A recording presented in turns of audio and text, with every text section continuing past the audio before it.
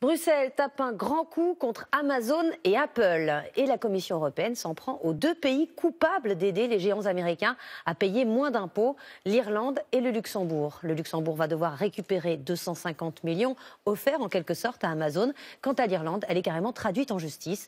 Les détails avec Valérie Lerouge et Pierre Alterman. Margrethe Vestager ne les lâche plus. Après Google et Apple, la commissaire à la concurrence s'attaque à Amazon, l'autre géant américain de l'Internet. Elle exige le remboursement de 250 millions d'euros d'impôts que le site de vente aurait dû payer au Luxembourg.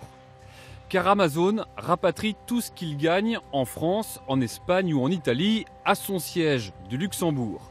Légal, mais pas très moral. Surtout, il a négocié avec le Grand-Duché un taux d'imposition dérisoire dont ne bénéficient pas ses concurrents. Les entreprises locales payent 4 fois plus d'impôts qu'Amazon sur les mêmes bénéfices. C'est la conséquence de cet accord fiscal. Un vrai changement de pied pour Jean-Claude Juncker, le président de la Commission européenne, car c'est lui qui a validé le cadeau fiscal à Amazon en tant que Premier ministre du Luxembourg à l'époque. Bruxelles tape aussi sur Apple qui doit cette fois 13 milliards d'euros à l'Irlande pour le même montage fiscal. La sanction a été prononcée il y a un an, mais la firme californienne n'a encore rien versé. Depuis aujourd'hui, c'est entre les mains de la Cour de justice européenne. Et on retrouve à Bruxelles notre correspondant Valérie Lerouge. Bonsoir Valérie. Est-ce que cette fois, ça y est, l'Europe part en guerre contre ces géants américains qui ne paient pas assez d'impôts ?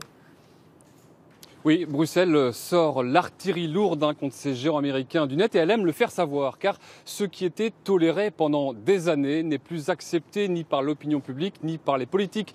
Hors de question aujourd'hui que ces mastodontes qui s'accaparent les marchés ne payent pas leurs impôts comme tout le monde là où ils font des affaires. Et surtout, la Commission européenne a conscience que ces petits arrangements avec Malte, l'Irlande ou le Luxembourg, au détriment des autres, nourrissent le sentiment anti-européen des citoyens. Alors, cette décision ravira sûrement Emmanuel Macron, qui en a fait un combat. Le président français a déjà rallié 19 des 28 pays membres à son projet de nouvelle fiscalité européenne pour les entreprises. Mais attention, ce n'est pas gagné, il faudra l'unanimité dans ce dossier. Merci Valérie.